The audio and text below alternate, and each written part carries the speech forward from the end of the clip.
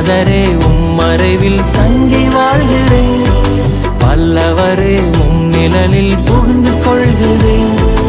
அடைக்கலமும் கேடகமும் நீரே எனக்கு, புகலிடமும் தஞ்சமும் நீரே எனக்கு. என் புகலிடமும் தஞ்சமும் நீரே எனக்கு.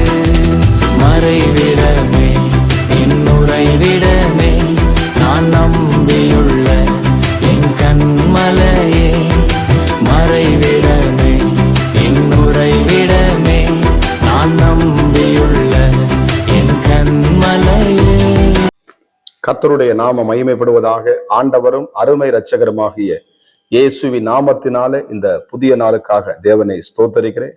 நாம் கண்களை மூடி ஜெபணுமா? இந்த நாளில கூட தேவன் நம்மோடு கூட பேசும்படியாக பரிசுத்த தேவனை எங்களோடு கூட இடைப்படுங்கப்பா. இயேசுவின் நாமத்தின் பிதாவே, ஆமை. எடுத்து வாசிப்போம். ஏசாயா 60ஆம் அதிகாரம், அதுல சோத்திரம் 18ஆம் வசனத்தை கூட வாசிப்போம்.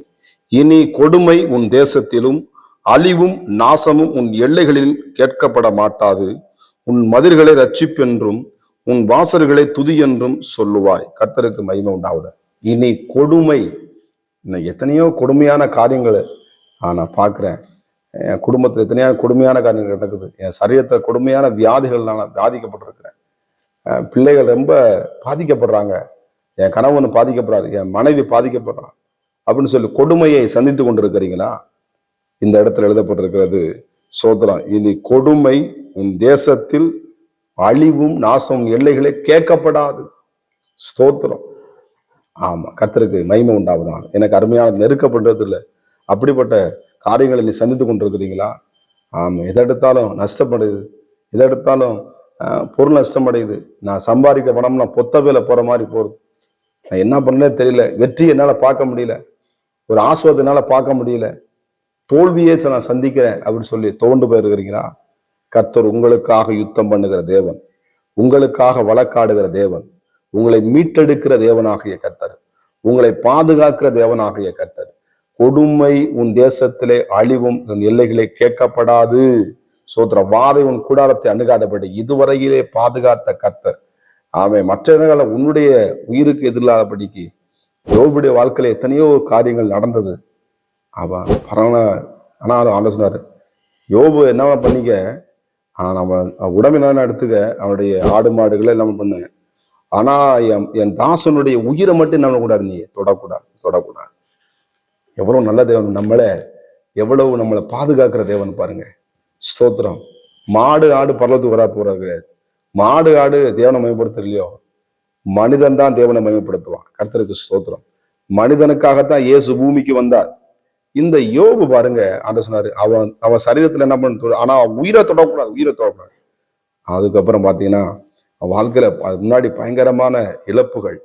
அதுக்கப்புறம் 42ஆம் அதிகாரம், தேவரின் சகலத்தையும் செய்ய வல்லவர், நீ செய்ய நினைத்தது ஒன்றும் தடைபடாது என்று சொல்லும் பொழுது கர்த்தருக்கு சொல்றது. அதுக்கப்புறம் அவன் வாழ்க்கையில 2 மடங்கான ஆசீர்வாதம், அழிவு, நாசமோசங்கள் அந்த குடும்பத்துல வர முடியல. ஏன்னா தேவனுடைய அவன் இழந்த கொடுமைக்கு, இழந்த நஷ்டத்துக்கு 2 மடங்கான ஆசீர்வாதத்தை பெற்றுக்கொண்டான் யோபு. கர்த்தருக்கு மகிமை உண்டாவதான். இந்த இடத்துல எழுதப்பட்டிருக்கும் 18ஆம் வசனத்துல, அவன் நாசம் எல்லைகளிலே கேட்கப்பட மாட்டார். சத்ருவாகிய பிசாசு எத்தனையோ குடும்பத்தை புடமிட்டு இருப்பான். பேதுரு சொல்றாருல, சொலகுல புடைக்கிற மாதிரி என்னை கேட்டுக்கொண்டான். உன் விசுவாசம் ஒளிந்து போகாதபடிக்கு உனக்காக நான் வேண்டிக் கொண்டேன். நீ ஸ்திரப்பட்டு உன் சகோதரனையை ஸ்திரப்படுத்து என்று சொன்னான். கர்த்தருக்கு மகிமை உண்டா. என் அருமையான தேவனுடைய பிள்ளைகளே, கர்த்தர் உங்களை இந்த காலை வேளையிலே, இந்த புதிய நாளிலே சோர்வோடு காணப்பட்டிருக்கிற மூலையில வெளியே எழுந்துவாங்க. கர்த்தர் உங்களை எழும்ப பண்ண போகிறார். உங்கள் தேசத்திலே, உங்கள் எல்லைகளிலே, உங்கள் குடும்பத்திலே இப்படிப்பட்ட அழிவு கேட்கப்படாது, இப்படிப்பட்ட நஷ்டம் இனிமேல் வராது. கர்த்தர் உங்களுக்காக யாவையும் செய்து முடியும். இழந்து போனதை மறுபடியும் திருப்பிக் கொள்வீர்கள். கர்த்தருக்கு மகிமை உண்டாவதாக. ஆனால் நீங்க நடந்தது உத்தமமாய் தேவனை பின்பற்றணும், உண்மையாய் தேவனை பின்பற்றணும், சன்மார்க்கனா, தேவனுக்கு பயம் வந்தவனா, பொல்லாப்புக்கு விலகிறனாக, தீமை விட்டு விலகிறவர்களாக நீங்கள் இருக்க வேண்டும். எனக்கு அருமையான தேவனுடைய பிள்ளைகளே, இந்த இடத்தில் எழுதப்பட்டிருக்கிறது ஸ்தோத்திரம். உன் மதில் ரட்சிப்பு என்றும் உன் வாசல்களை துதி என்றும் சொல்வார். துதியின் சத்தத்தை உயர்த்துங்க. உங்கள் எல்லைகளிலே துதியின் சத்தத்தை உயர்த்துங்க. உங்கள் குடும்பங்களை துதி பலி தேவனுக்கு செலுத்த ஆரம்பிங்க. எல்லா மதில்களும் கீழே இடிந்து விடும். கர்த்தர் உங்களுக்காக பலத்த ஒரு ஆசீர்வாதத்தை தேவன் வைத்திருக்கிறார்.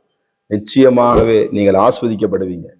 ஆமே. உங்கள் எல்லைகளில் கர்த்தருடைய சமாதான ஊடுருவி பாயும். உங்கள் எல்லைகள், உங்கள் பாளையம் சுத்தமா இருக்க கடவது என்று எழுதப்பட்டிருக்கு. உங்க பாளையத்தை சுத்தமா வச்சுக்குங்க, உங்களை சுத்தமா வச்சுக்குங்க. நாசங்கள், கொடுமைகள் உங்கள் எல்லைகளில் நீ கேட்கப்பட மாட்டாது.